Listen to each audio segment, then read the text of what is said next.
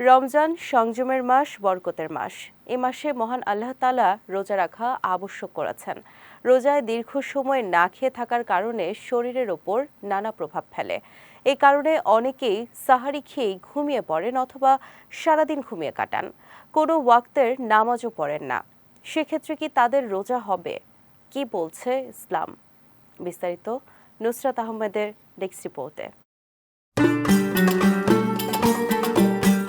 ইসলামের ৫টি স্তম্ভের মধ্যে রোজা তৃতীয়। রোজা পালনে মুসলিমরা সুবহে সাদিক থেকে সূর্যাস্ত পর্যন্ত সকল প্রকার পানাহার থেকে বিরত থাকেন। তাই দীর্ঘ সময় না খেয়ে থাকার কারণে শরীরের উপর এর প্রভাব পড়ে। যদিও একজন প্রাপ্তবয়স্ক ব্যক্তির জন্য দিনে ৬ থেকে ৮ ঘন্টা ঘুমানোই যথেষ্ট, তারপরও রোজার সময় পর্যাপ্ত বিশ্রাম নেওয়া গুরুত্বপূর্ণ হয়ে ওঠে।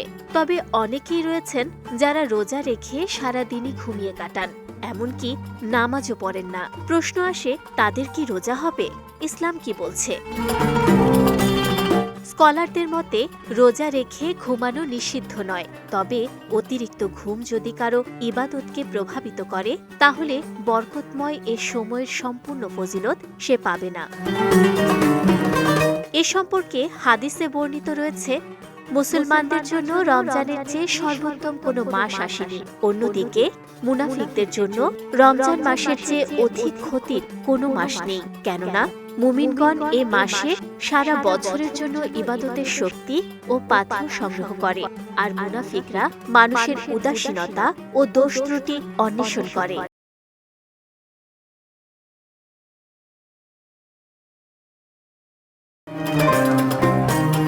অতএব সেহরি খেয়ে রোজার নিয়ত করে সারাদিন ঘুমিয়ে কাটিয়ে দিলে রোজা সম্পূর্ণ হবে ঠিকই, তবে নামাজ একটি স্বতন্ত্র ইবাদত।